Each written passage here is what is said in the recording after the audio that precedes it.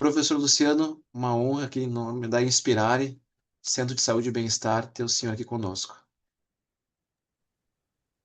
Muito obrigado, caríssimo Malone. A honra é toda minha. Eu vou pegar depois o currículo que tu fizeste aí, porque as pessoas dizem, me manda um mini currículo. Perfeito. É, um dia eu fui falar sobre esse tema e ele já me levou a muitos lugares, numa empresa na Gerdau, em Charqueadas. E eu cheguei lá 1h30 da tarde, assim, era palestra, aquela palestra para botar toda a galera para dormir. E aí eu chego, tá tudo escuro, e lá no fundo, na tela, projetado O Sentido da Vida, Luciano Marques de Jesus e uma foto minha em marca d'água, de gravatinha borboleta. Quando eu vi aquilo, me deu vontade de sair correndo, mas como eu tinha ido de carona, eu não tinha nem como fugir, porque eu fiquei pensando o que que o pessoal espera de uma fala dessas, né?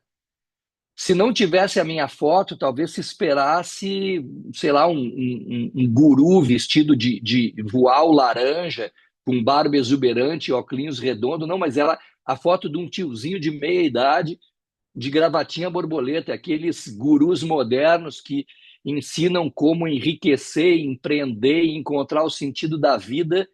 No final do século passado era em 12 lições, na década de 2010 em 6, agora é em 2 lições e meia, porque a galera está com muita pressa e a galera quer resultado antes de qualquer processo.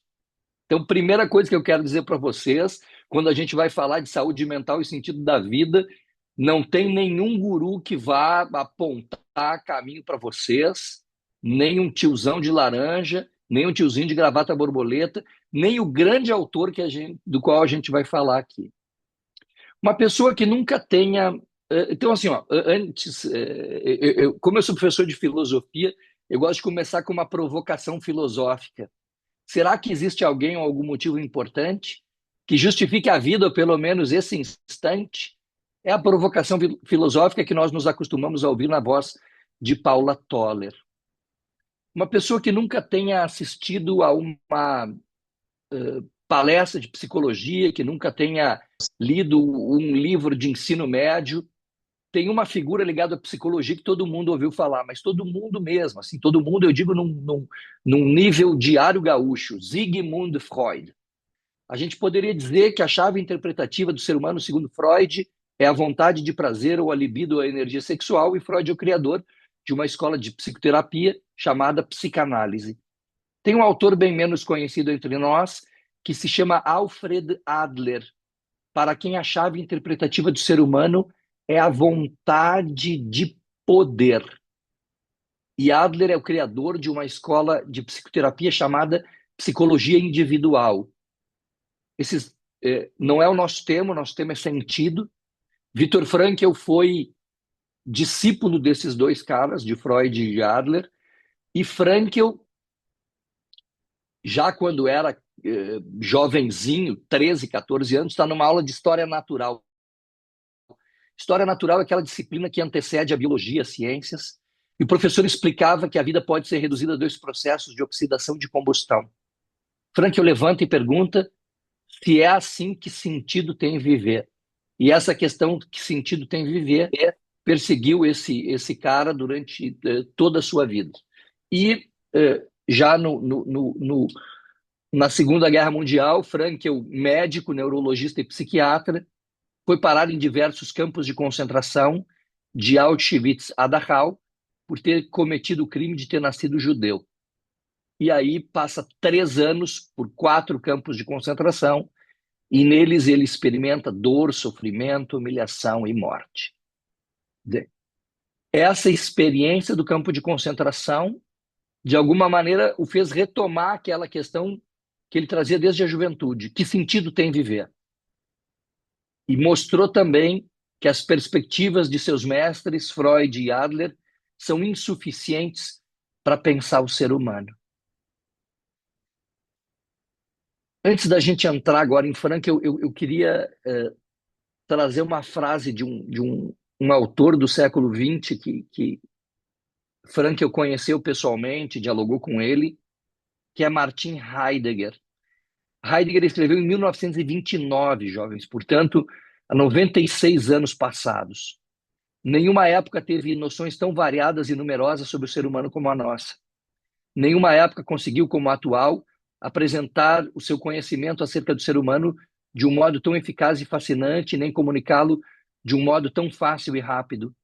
Mas também é verdade que nenhuma época soube menos que a nossa o que é o ser humano. 96 anos tem essa frase. E ela é de uma atualidade estupefaciente. Parece que ela foi escrita ontem à noite.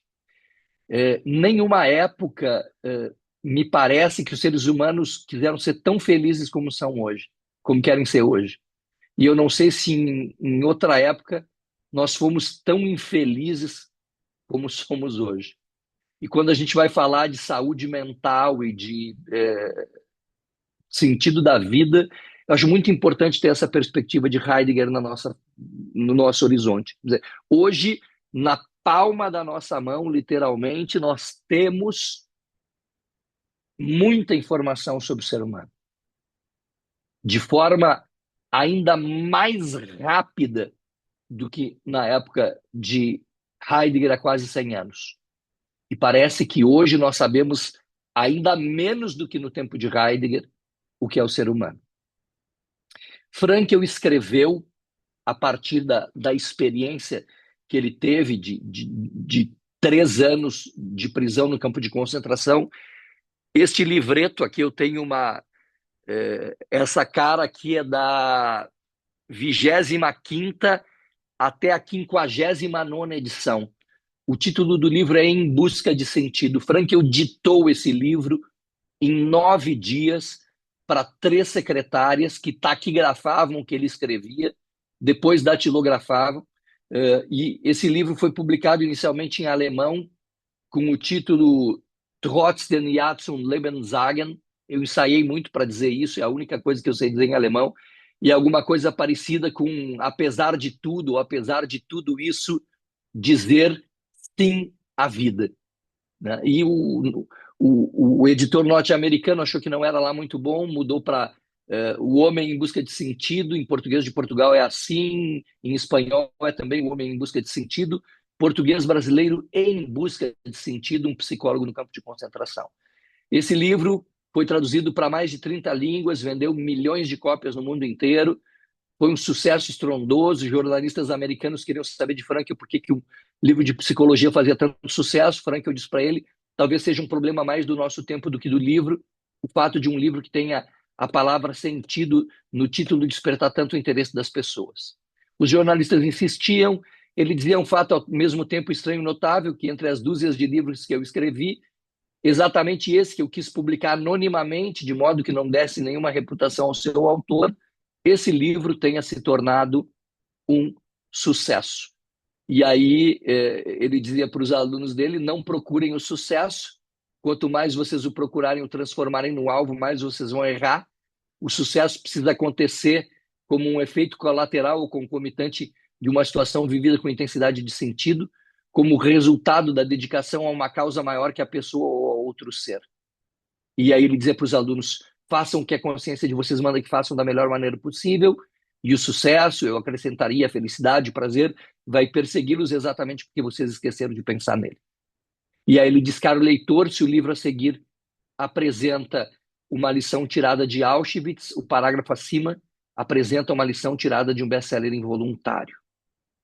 Frankl narra, e aqui é a minha provocação para vocês lerem esse livro ainda hoje, né? Frankl narra e diz que cada prisioneiro passa por 3 fases: o choque de recepção, o dia a dia no campo de concentração, depois a fase da libertação. Vocês imaginem assim, de um lado pouca comida, de má qualidade, de outro lado trabalho forçado, humilhação, dor, sofrimento, humilhação e morte é o dia a dia no campo de concentração. E lá nessa dor de trabalho forçado, só para a gente ter ideia da humilhação, um dia um capataz diz, vocês velhacos não têm espírito de solidariedade, não têm espírito de camaradagem. Um tempinho depois, Frankel vai erguer um colega que está caindo, estava com uma luxação, estava carregando um dormente. Vem o capataz que disse isso e desfere-lhe um golpe de cacetete nas costas. Quer dizer, dói mais do que a dor física, que é grande, a dor de um golpe de bastão é muito maior, a dor emocional, a dor moral, o escárnio, a humilhação.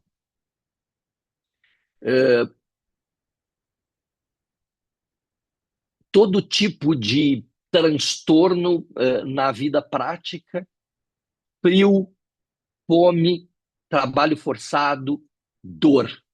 Esse era o dia a dia do campo de concentração. E lá no campo de concentração, Frankl se pergunta qual a chave interpretativa do ser humano. As perspectivas dos seus mestres são insuficientes para pensar essa questão. O que leva o ser humano a teimosamente dizer sim à vida? Tem uma parte que eu peço licença para vocês para ler um pedacinho, são 2 minutos, o item se chama Quando Nada Mais Resta.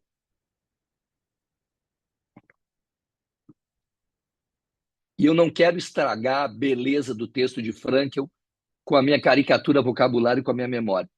Eles estão caminhando quilômetros a fio na neve, vão resvalando no gelo, vão erguendo-se mutuamente.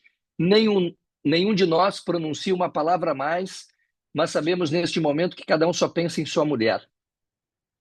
Vez por outra, olho para o céu onde vão empalidecendo as estrelas, ou para aquela região no horizonte em que assoma a alvorada por trás de um lúgubre grupo de nuvens, mas agora meu espírito está tomado daquela figura a qual ele se agarra com uma fantasia incrivelmente viva que eu jamais conhecera antes na vida comum, na vida normal. Converso com minha mulher, ouço responder, vejo-a sorrindo, vejo o seu olhar como que a exigir e a animar ao mesmo tempo, e tanto faz se é real ou não sua presença, seu olhar agora brilha com mais intensidade que o sol que está nascendo. Um pensamento me sacode, é a primeira vez na vida que experimento a verdade daquilo que tantos pensadores ressaltaram como a quinta essência da sabedoria, por tantos poetas cantada a verdade de que o amor é, de certa forma, o bem último e supremo que pode ser alcançado pela existência humana. Compreendo agora o sentido das coisas últimas e extremas que podem ser expressas em pensamento, poesia e fé humana, a redenção pelo amor e no amor. Passo a compreender que a pessoa, mesmo que nada mais lhe reste neste mundo, pode tornar-se bem-aventurada, ainda que somente por alguns momentos, entregando-se interiormente à imagem da pessoa amada. Na pior situação exterior que se possa imaginar, em que a pessoa não pode realizar-se através de uma conquista, em que essa conquista pode consistir unicamente num sofrimento reto de cabeça erguida, nessa situação, a pessoa pode realizar-se na contemplação amorosa da imagem espiritual que ela porta dentro de si da pessoa amada. Finalmente, eles chegam no lugar da obra e Frankl pensa, se naquele momento tivesse sabido, minha mulher está morta, acho que este conhecimento não teria perturbado meu enlevo interior naquela contemplação amorosa. O diálogo espiritual teria sido igualmente intenso e gratificante. Naquele momento me apercebo da verdade. E aí Frankl cita uma frase do Cântico dos Cânticos. Frankl era um judeu religioso. O Cântico dos Cânticos faz parte da literatura sapiencial judaica e faz parte daquilo que os cristãos consideram o Antigo Testamento. Põe-me como um selo no teu coração, porque o amor é mais forte do que a morte. Eu fiz questão, jovens, de trazer essa passagem, porque essa passagem revela que Frankl vive no inferno, no porão da humanidade, uma experiência terrível de sofrimento. E o que ele extrai dessa experiência é uma ideia impressionantemente positiva de ser humano. Isso, para mim, é notável. Ele não sai de lá gritando, querendo vingança ou justiça. Ele sai de lá com uma noção extrema, uma concepção extremamente positiva de ser humano.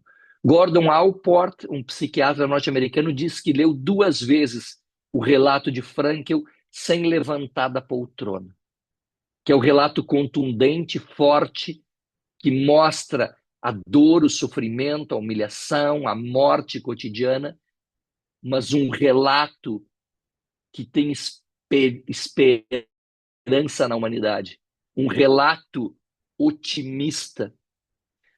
Na pandemia, um jornalista de GZH, de Zero Hora, me escreve e pergunta: professor, nós sairemos melhores da pandemia? Eu disse para ele: não sei, a gente tem uma chance sensacional de recolhimento, de estar consigo, de pensar na vida, de repensar suas perspectivas. Não sei se nós vamos aproveitar, eu disse para ele. E aí eu me lembrei que Freud tinha a ideia de que se todos nós fôssemos submetidos aos nossos instintos, por exemplo, se todos passássemos fome, Freud tinha a ideia de que todos seríamos iguais. E Frankl mostrou que no campo de concentração se deu exatamente o contrário. Ali onde as pessoas foram submetidas aos seus instintos, aconteceu exatamente o contrário. A gente viu a emergência daquilo que há de melhor e de pior no ser humano. Aquilo que há de mais elevado e de mais baixo. Aquilo que há de mais nobre e de mais escroto e abjeto. A emergência do porco e do santo. Frankl, lá pelas tantas, junta uma mão na outra, faz um pacto consigo mesmo: aconteça o que acontecer, eu não vou para o fio. Ir para o fio era a terminologia que Frankl usava quando a pessoa não aguentava mais o repuxo de dor, de sofrimento, de humilhação, e se grudava na cerca de arame farpado eletrificada. Aconteça o que acontecer, não vou para o fio. Qual a chave interpretativa do ser humano, segundo Frankl? A vontade, perdão, a vontade de sentido, a teimosa vontade de fazer que a vida tenha sentido, a teimosa vontade de descobrir um sentido na vida. Vontade de sentido é o motor da vida humana, é a verdade interior que sempre de novo volta. Para Viktor Frankl, o ser humano é um ser capaz de viver por valores, por ideais, por sentimentos e de dar a vida por eles se for preciso.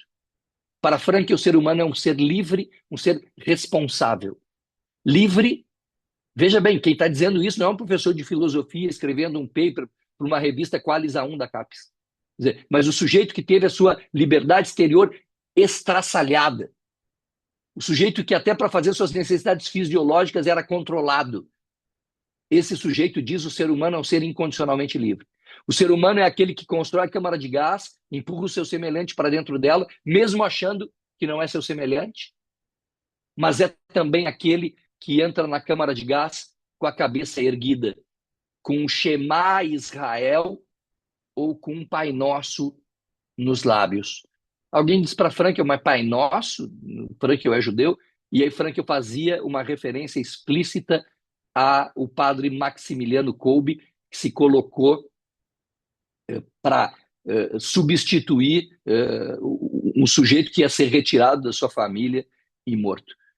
Aqui o Carrasco diz: para mim tanto faz, né? Eu preciso dar fim em um deles. Então, é mais ou menos assim. Para a gente ter ideia da coisa do campo de concentração, os nazistas diziam: vocês não vão sair daqui vivos. E se por acaso vocês saírem daqui vivos, ninguém vai acreditar em vocês. Né? O abusador, aquele que perpetra violência sobre o seu semelhante, ele sempre conta com isso, né? Ele sempre conta com o silêncio, ele sempre conta com a sua não descoberta, a sua não revelação, o não desvelo da sua obra asquerosa. Né?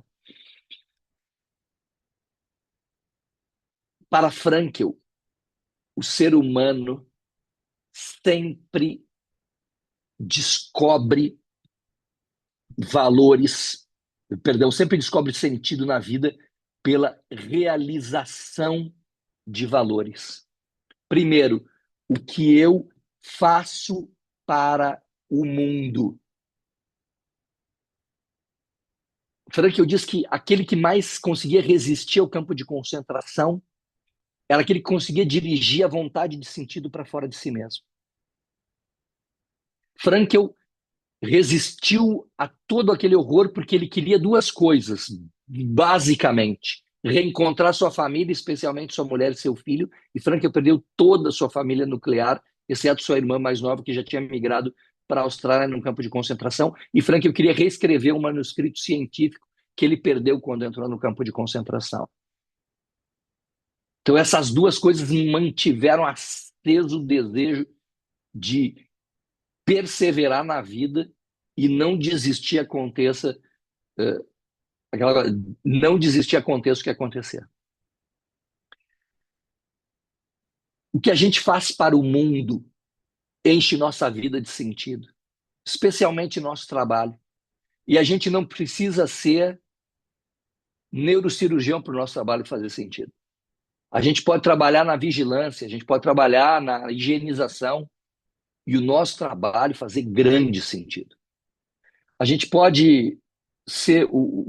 Uma aluna me recomendou para não dizer nome feio, eu tô meio proibido também, desde que eu me casei, de dizer nome feio, mas vamos lá, né? O cara pode ser um pesquisador... Isso na PUC não existe, tá? Eu estou fazendo referência a outros casos que eu conheço, por exemplo, da Universidade Católica de Eldorado do Sul, né? Quer dizer, tu pode ser um pesquisador pica das galáxias e ser um mau caráter, um cara autocentrado no sentido no sentido negativo, né? Um sujeito narcisista que só pensa nas suas coisas. E tu pode fazer um trabalho extremamente simples e esse trabalho fazer parte de uma obra maior, trazer sentido para a tua comunidade, grande sentido para a tua vida. Hoje a gente assiste a tantas coisas lamentáveis e dolorosas pelo mundo, como guerra, como intolerância, como polarização, como emergência de grupos escrotos que estavam escondidos e de alguma maneira tinham alguma vergonha de se mostrarem. Nos últimos tempos eles saíram dos esgotos. Mas a gente assiste a coisas legais também. A gente assiste, por exemplo, o fenômeno do voluntariado. As pessoas querem fazer mais pelos outros seres humanos, mais pelos animais não humanos, mais pelo meio ambiente, além do seu trabalho sem remuneração. Nas coisas que vivemos ultimamente no nosso mundo e no nosso estado particularmente. Na pandemia, pessoas se mobilizando para sustentar e alimentar pessoas que não conseguiam sobreviver. Nos eventos climáticos, pensem no evento que atingiu o Vale do Taquari há 2 setembros passados. De repente, alguém vai a Roca Salles limpar de lama a casa de um estranho. Quando eu vejo isso, eu encho a minha vida de esperança na humanidade. Então, o que eu faço para o mundo, valores criadores ou criativos, enchem a minha vida de sentido. Segunda forma de encontrar sentido na vida: valores vivenciais ou experienciais. Aquilo que o mundo me oportuniza. A experiência da amizade, a experiência do amor, a experiência da arte, a experiência da música. Tu vais num show de música de tua predileção e parece que tu tens a tua vida inundada de sentido. Também, se por acaso tu cai num show de música lá de uma coisa que tu não curte, parece que tu tá na antessala do lugar ruim aquele, né? Mas enfim, eu não vou citar nenhum exemplo aqui, eu quero sair amigo de todo mundo, né? Mas vamos voltar aqui para o foco.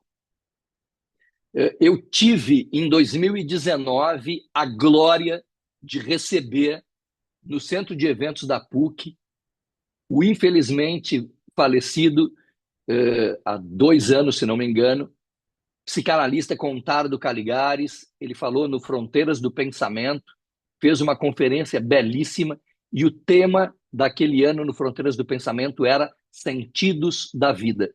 E eu tive a inominável honra de ser o debatedor.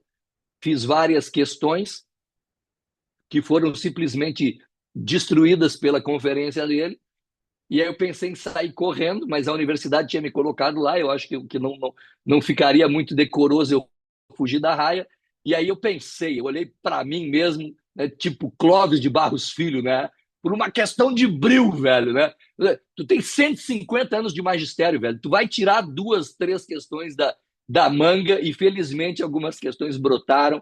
Mas o que eu quero dizer dessa conferência, da belíssima conferência do Caligares, ele falava, por exemplo, ele tem uma perspectiva imanente da vida, de como a vida tem que ser o sentido dela mesma, e colocou isso de uma forma filosófica muito brilhante.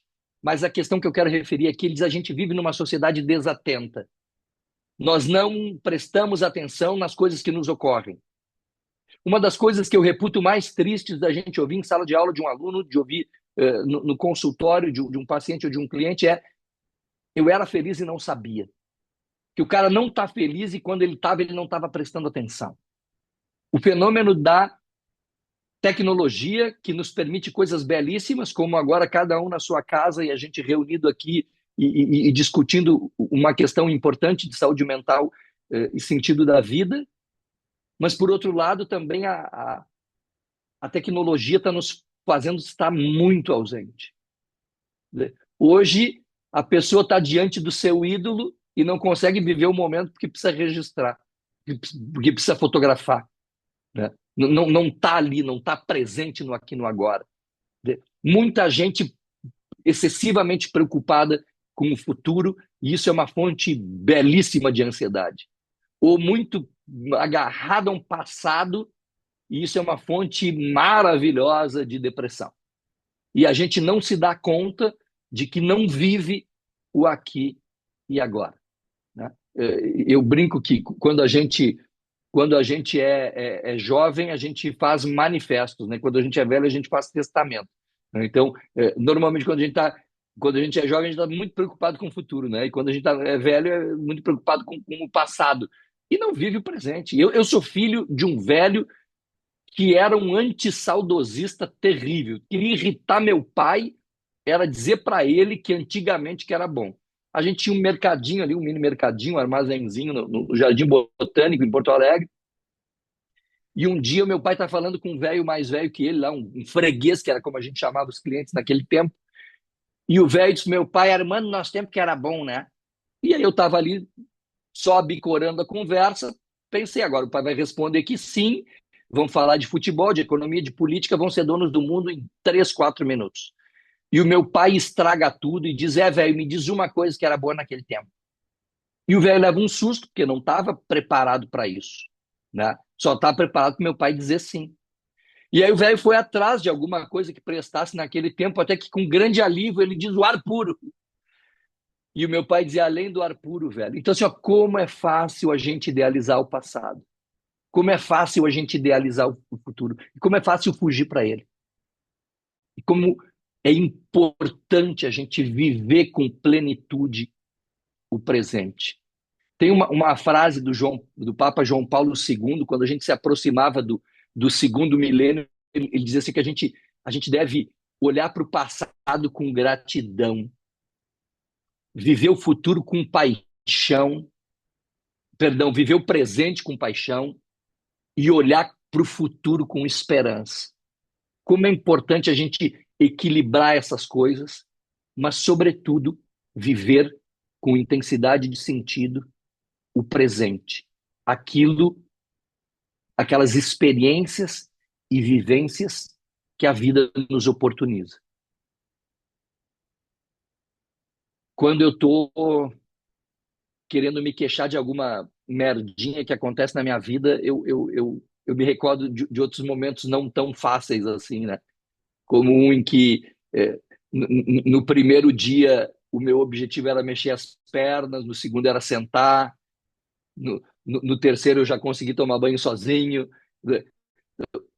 no sétimo dia, ficou interessante isso aqui, né? No sétimo dia eu tirei a sonda, e aí a gente valoriza como é boa a vida sem sonda. Tem coisas na nossa vida que a gente só valoriza quando a gente não tem mais. Hoje tem uma empresa de energia elétrica que tem nos feito vivenciar muito isso, né? Valorizar muito a presença da luz e da água na nossa vida, né? Luz e água são coisas que a gente só valoriza o dia que não tem, né? Pessoa mora no 10º andar, chega em casa, não tem água nem luz, ela senta, chora 5 minutos, porque não tem nenhuma perspectiva de voltar, e aí ela sobe 10 andares e vai dormir, porque amanhã a vida continua com luz ou sem luz, né? Então, viver com intensidade aquilo que a vida nos propõe. E a terceira forma de encontrar sentido na vida é como a gente se coloca diante do sofrimento inevitável. Eu sempre digo em aula e sempre digo com certo medo, né? Eu digo, todos nós buscamos felicidade, sucesso e prazer, aquelas palavras do início ali da fala, mas nenhum de nós busca sofrimento, né? Eu sempre tenho medo que alguém erga a mão e diga, eu sim, professor. Eu digo, não, depois a gente vai ali no bar, tu divide um Doritos com a gente, eu te encaminho para fazer uma psicoterapia focada, né? Porque masoquismo, isso é psicopatológico, precisa ser tratado. Mas eu digo, jovens, lamento informar que a vida não é um moranguinho, que o sofrimento fará parte dela de múltiplas maneiras, mesmo que a gente coloque tudo no diminutivo, o sofrimento vai continuar ruim e do mesmo tamanho, mas ele faz parte da nossa vida. Quando eu falo disso na PUC, eu tenho de um lado a universidade e de outro lado eu tenho o hospital. E esse contraste é um contraste que fala muito para a minha vida, porque algumas vezes eu atravessei a pinguelinha aérea que a universidade fez. Hoje a gente tem mais duas pontes que atravessam automóveis e pedestres, e aí a gente une o lado erótico da universidade ao lado tanático. E 2 vezes eu atravessei para perder pessoas extremamente importantes da minha vida que estavam hospitalizadas ali, né? O hospital nos lembra a finitude, nos lembra a dor, o sofrimento e a morte. Embora nos hospitais as pessoas não morram, elas evoluem a óbito. É interessante como a área da saúde trata da morte. Onde é que está o paciente? Aqui evoluiu a óbito. Olha a negação da morte. Deus que me perdoe. Rubem Alves dizia que a consciência da morte nos faria seres humanos muito, muito, muito mais livres. E a gente não aprendeu essa lição. Se nós tivéssemos consciência da nossa morte, nós faríamos uma correria para fazer aquilo que precisa ser feito, para fazer aquilo que é essencial, para fazer aquilo que não pode esperar. Um dia, falando com alunos do 3º ano do Colégio Champagnat, que tinham lido o meu opúsculo ali, o meu livreto, uma menina disse, professor, se a gente vai morrer, que sentido tem a vida? E eu disse para ela, exatamente porque a gente vai morrer, a gente precisa configurar a vida de forma que ela faça sentido. Se a gente pudesse sempre postergar a vida porque seríamos imortais, a gente nunca se colocaria seriamente a questão da responsabilidade, que é o outro aspecto, além da liberdade, que Frankl coloca. Liberdade e responsabilidade não são duas realidades distintas, mas dois polos de uma única e mesma realidade. Na contracapa desse livro, até a 59ª edição, está escrito assim: Dostoiévski afirmou certa vez, temos somente uma coisa, não ser digno do meu tormento. Essas palavras ficavam passando muitas vezes pela cabeça da gente quando se conhecia aquelas pessoas cujo comportamento no campo de concentração, cujo sofrimento e morte testemunham essa liberdade interior última do ser humano, a qual não se pode perder. Sem dúvida, elas poderiam dizer que foram dignas de seus tormentos. Elas provaram que inerente ao sofrimento há uma conquista, que é uma conquista interior. A liberdade espiritual do ser humano, a qual não se lhe pode tirar, permite-lhe até o último suspiro configurar sua vida de modo que tenha sentido. Pois não somente uma vida ativa tem sentido, se é que a vida tem sentido, o sofrimento necessariamente o terá. Frank, eu tenho a ideia de que se nós não conseguimos mudar a realidade que nos circunda, está sempre nas nossas mãos mudar a nós mesmos. Por isso ele chama de valores atitudinais. Diante do sofrimento inevitável, eu não tenho força para dirigir a vontade de sentido para fora de mim. E aquilo que o mundo está me propondo também não é legal. mas está nas minhas mãos se não consigo mudar a realidade que me circunda, mudar a mim mesmo. Eu gostaria de encerrar essa primeira parte com um texto que seguramente vocês conhecem.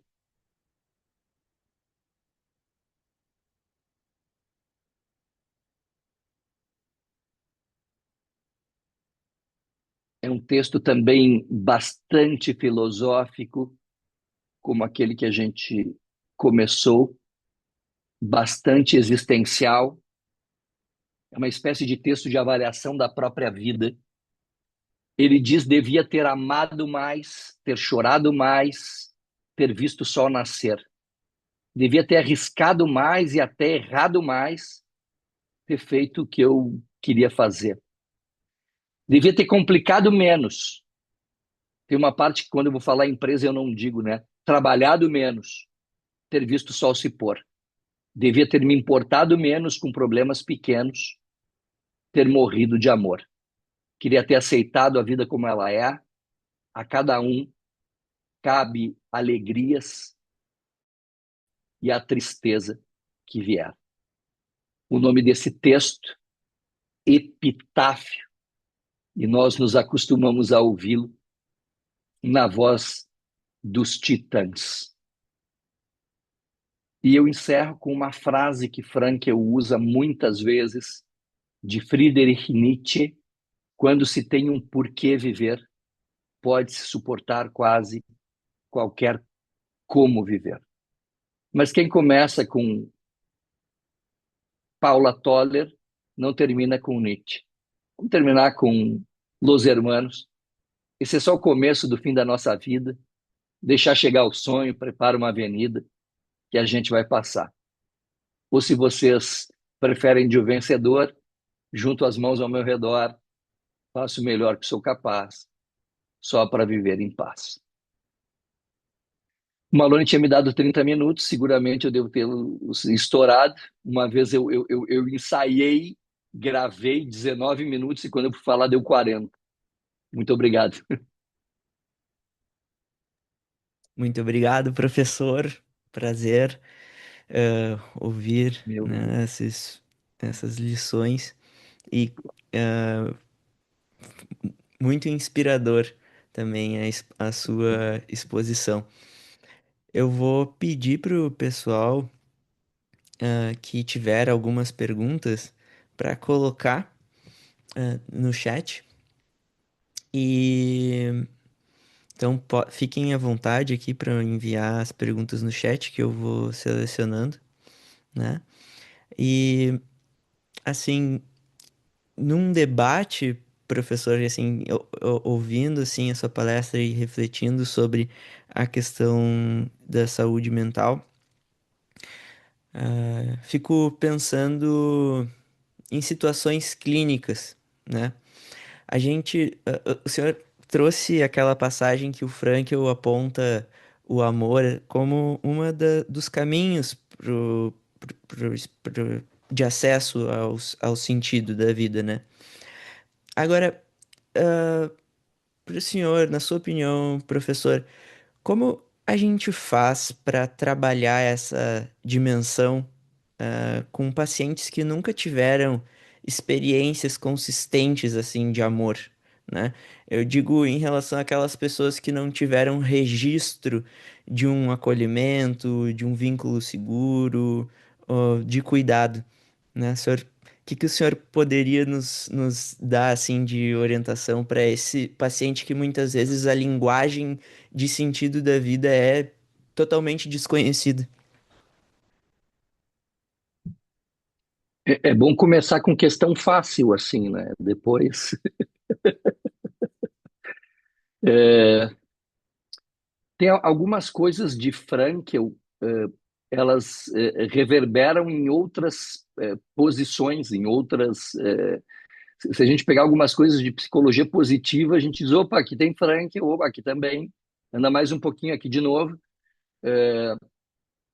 Um dia eu estava assistindo aquela coisa, velho não pode assistir TV deitado, né? Eu dormi o jornal da Globo todo e aí me acordei com mais ou menos assim durante o Pedro Bial, né? Aí daqui a pouco tem uma psicóloga, eu digo, a psicóloga me interessa, abri um olho, né? É uma psicóloga que esteve em Auschwitz. Aí eu já abri os dois olhos, né? Aí quando a mulher disse que leu Frank, eu já estava em pé em cima da cama, né? Parecia aquela coisa assim, tu diz, não tô torcendo para ninguém, quando tu vê o Renato Gaúcho na pista, tu tá torcendo pro outro time em pé em cima da cama, vibrando muito, né? E aí, quando ela disse que leu Frank, eu fiquei impressionado. E aí senti saudade de Jô Soares, né? O Jô Soares teria eh, feito ela falar muito sobre isso, né? Eh, e não foi o caso ali. Eh, Se trata de Edith Eva Eger. Edith Eger, ela esteve no campo de concentração como Frankel. Frankel saiu do campo de concentração com 40 e poucos anos, e Edith Eger com 18, 19. E com 40 anos ela foi de Frankel. Ela estava fazendo faculdade de psicologia, e aí um Lucianinho lá, um Malonezinho, deu para ela, toma esse livro aqui, é, tu que é sobrevivente de Auschwitz. A impressão que eu tenho é que ela xingou o guri, né? Não enche o saco, velho. E ela vai para casa e abre aquilo e diz, eu não preciso ler isso. Eu tive em Auschwitz. Ninguém vai me dizer o que eu vivi lá, porque eu vivi. E aí, todo mundo dormindo em casa, e como muitos de nós, ela lê o livro de Frankl num só fôlego. E ela diz, esse cara entendeu o que eu vivi.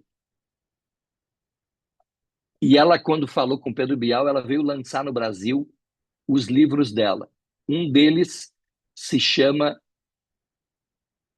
A Bailarina de Auschwitz. Como o meu inglês é horroroso, eu fui olhar o título original, The Choice, a escolha, versão brasileira, A Bailarina de Auschwitz. E aí, com Choice, ela faz um acróstico: compaixão, humor, otimismo, intuição, curiosidade, expressão. E nos três primeiros a gente vê Viktor Frankl de forma muito contundente. Ela e ele, dois judeus que saem do campo de concentração, a primeira palavra deles não é justiça nem vingança, é compaixão. Humor e otimismo. Frankl tem a tese do otimismo trágico. Das grandes dores da nossa vida, por exemplo, da dor e do sofrimento, da morte, da culpa, eu extraio o melhor dessas situações. Da culpa, a possibilidade de melhorar, de me emendar. Da dor, a valorização da vida sem dor. E da morte, a responsabilidade de ter que responder sim à vida e de fazer com que essa vida tenha sentido. O que eu quero dizer? Eu não estou fugindo da tua pergunta, né?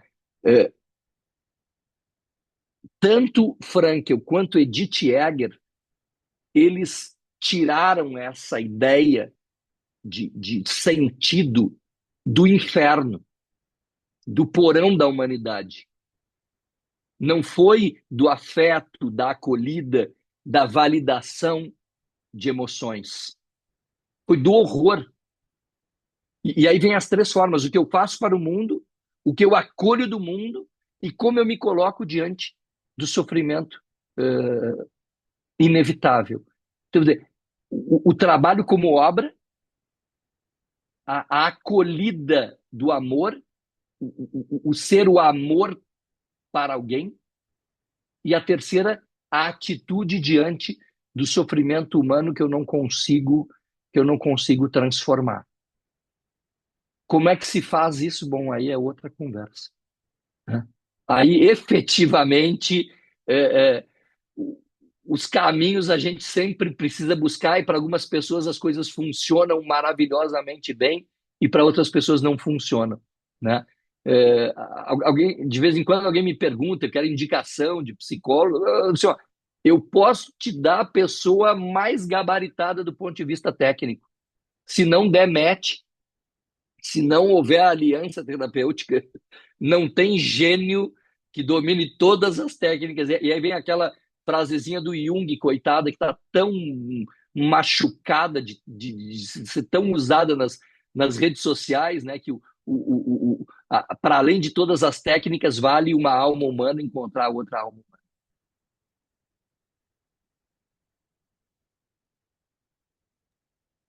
Muito obrigado, professor. Ah, ressoou aqui dentro essa ideia de que realmente eles trouxeram a ideia do caminho de sentido tiraram da sombra para falar, já que a gente está falando de Uhum. Jung, né? Que muitos citam e muito poucos leem. Verdade. Ah, fica aí então já deixou um gostinho de quero mais. Eu acho, Malone, que em função do nosso horário aqui, a gente poderia ir encaminhando um encerramento e tu, como aqui o nosso anfitrião fazendo as honras da casa, queria te passar a palavra e teríamos que fazer o sorteio do livro também, né? Contigo. Professor, deixo agora a palavra final aí com o senhor de encerramento. Nós vamos enviar um e-mail com seus contatos, seus canais. Tem um vídeo que eu achei do senhor, acho que foi da pandemia. Vou deixar também no e-mail para o pessoal com uma sugestão. Em nome da Inspirare, nosso centro aqui de saúde e bem-estar, nosso agradecimento. E passo aqui então agora para o encerramento do professor Luciano. Maravilha, muito obrigado, obrigado pela acolhida.